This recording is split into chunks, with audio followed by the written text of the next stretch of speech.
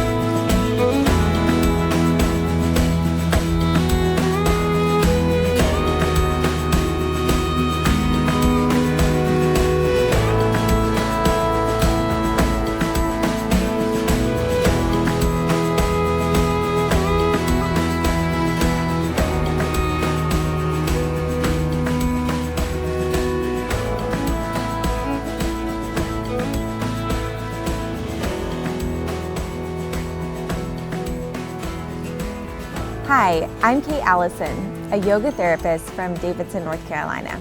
Today I want to talk to you about self-esteem. What is it? Why is it important? And how do we increase it? Most people have grappled with some sort of low self-esteem at some point in your life. For a lot of people that I talk to, it hits really heavy around middle school and then around other major transitions in our life, like getting married or having kids, or starting a new job. Really easy to start to slide into those patterns of the comparison trap, comparing ourselves to other people, or imposter syndrome, where we start to feel like even though we might be educated and kind of have an idea of what we're doing, we don't feel like we're really doing it. It feels like an act. So how do we find our most authentic self? I especially love this quote by Eckhart Tolle, who says that our job is not to try to be good, but just to open ourselves to the inherent goodness within. So how do we let that authentic flow start to show up for us? So if you want to find a little more creativity in your life, setting aside 10 or 15 minutes to doodle and letting go of the comparison trap of what it looks like, or that it has to be good or the right way. If we let go of having to do something the right way, it gives us a lot of freedom to experience the world in a different way and to tap into some of the things that we're seeking. Brené Brown wrote an amazing book called Braving the Wilderness, and she talks about how we're all searching for belonging, often in other people and in groups of people. We might want to belong to a singing group or belong to a certain athletic group, or belong to the cool moms crowd, or whatever it is. But by trying so hard to fit in and belong, we often stop fitting in with ourselves and tapping into our truest nature. She has a really beautiful acronym about building trust and authenticity within yourself, and she calls it braving, like braving the wilderness of our own soul. The acronym stands for B, boundaries, R, reliability, A, accountability, V, a vault of information, meaning that our friendships aren't based on just gossip or talking about someone else's life. They're based on talking about our own. I, integrity. N, non-judgment. And G, for generosity, being really generous with ourselves and with other people. And that can be a really nice acronym to start to journal about or think about and reflect if you've been struggling with some self-doubt or low self-esteem. Now, often these kind of moments of low self-esteem as an adult happen in transitions. So a lot of times it's like starting a new job. We might start to feel a little bit of imposter syndrome. After I graduated from social work school and started seeing clients in a clinical setting, I found myself grappling with that a bit. Like, why me? Why would people listen to my advice, right? And that little voice of self-doubt, that little voice of self-criticism, which tries to keep us small. Often imposter syndrome hits people who are actually pretty well educated, right? Like, it's because we also know what could go wrong that then we start to doubt ourselves. A really helpful question when you find yourself grappling with imposter syndrome is, why not you? There has never been anyone else in this universe just like you, and there never will be. And so trying to compare ourselves to anybody else ultimately is just an act of cruelty and ends up hurting us along the way. For some people, low self-esteem happens through body image. I see so many people and young adults who are sort of hitting that puberty stage and transitioning, and also women who are hitting transition stage is like having a baby and then postpartum, where our body's changing. So how do we find our self-worth if our body's inherently going to change? One aspect of this is just to accept the truth that the only guarantee we get in life is that things are going to change. Change is a given. And if we put our value in something physically, like not having wrinkles or our weight or our size, it's inherently going to change, right?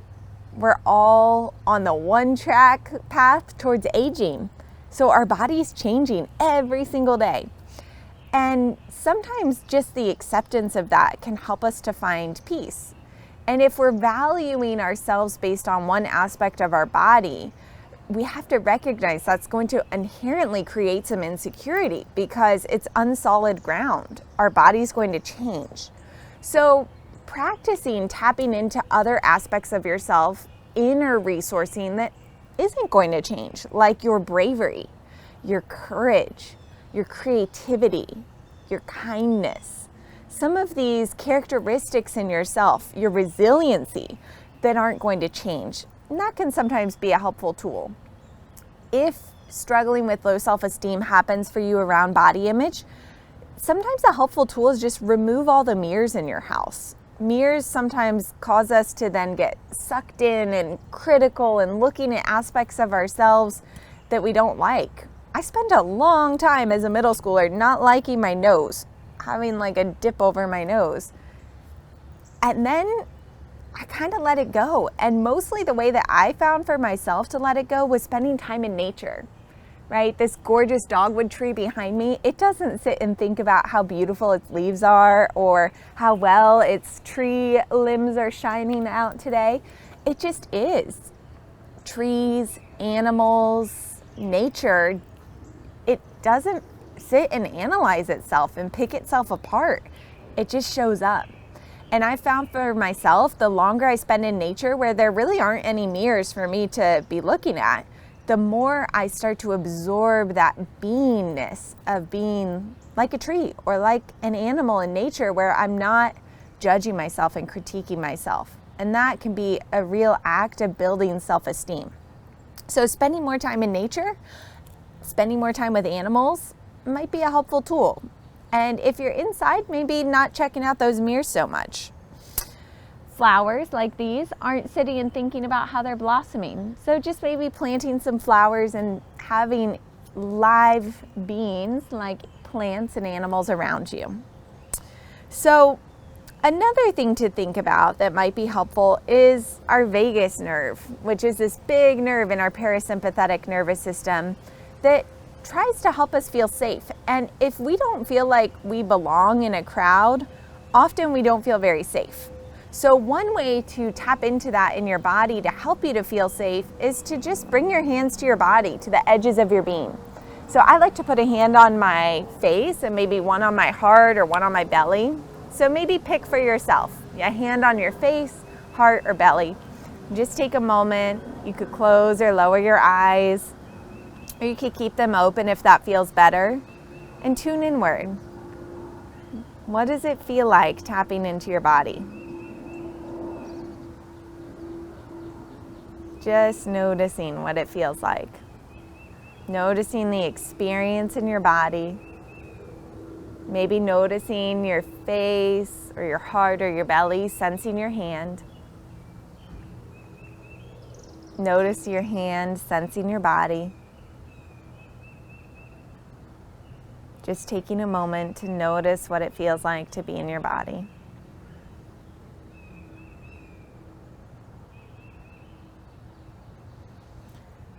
And get curious for yourself, just after taking that small micro moment of stillness, of connection to yourself, of belonging to yourself.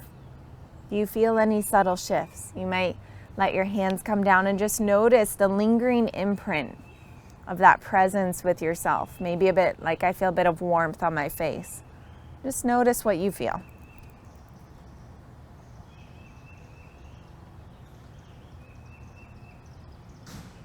Good.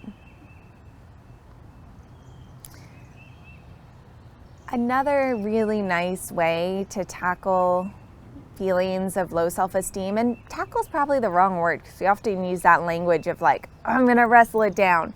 But actually just to be with feelings of low self-esteem is to treat them like a child. It's often an inner child part that got hurt, right? Like maybe an art teacher or a parent told you that you weren't really good at this thing when you thought you were really good at it. And then suddenly you stop believing in yourself and trusting your inner intuition, your inner navigation. So try treating it like a child. If you're sitting with a feeling of doubt or low self-esteem or self-judgment, what would it be like to treat it like a child? How would you talk to your own child? You probably wouldn't talk to it in the same voice that you find yourself telling yourself things in your head. You might say, ooh, I see that really hurts. I see that self-doubt around not wanting to go to the dance or not wanting to go to that job interview is really big and really heavy. And I also see that you're just trying to protect me, right? This self-doubt might be trying to protect you from embarrassment, from feeling judged, from somebody else making fun of us. So it thinks it's doing us a favor. And so we can honor that and appreciate it and value it, and then invite a different part of ourselves to step forward. A part that might feel tuned into our bravery and our courage and our stamina and our resiliency. So sometimes just journaling for 5 or 10 minutes about this part of ourselves that's really doubting or feeling stuck in low self-worth can be helpful. And then inviting a different part to come forward as well, right? Nurturing that part, tending to it, being kind to it. I want to show you one more tool that might be helpful if you're trying to build up a little bit of courage and higher self-esteem. It's called lion's breath. So what you're going to do is take a deep breath in through your nose, and on an exhale, we're going to stick our tongue out and take a big breath. And I like to just put out goddess arms on the side when I do it. Let's do 3. Big breath in.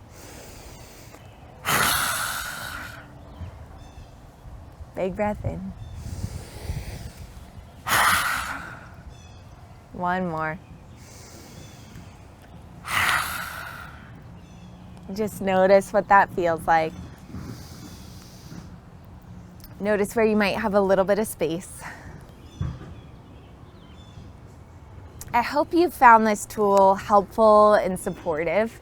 If you have found other tools in your life that work really well for you for being with feelings of self-doubt, comparison, low self-esteem, please make sure to drop a comment so that we can build a community of other people who can maybe use that tool. And just by having the courage to share that with others, you might be surprised that they needed to hear that too.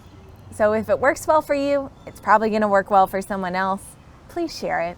I would really appreciate that.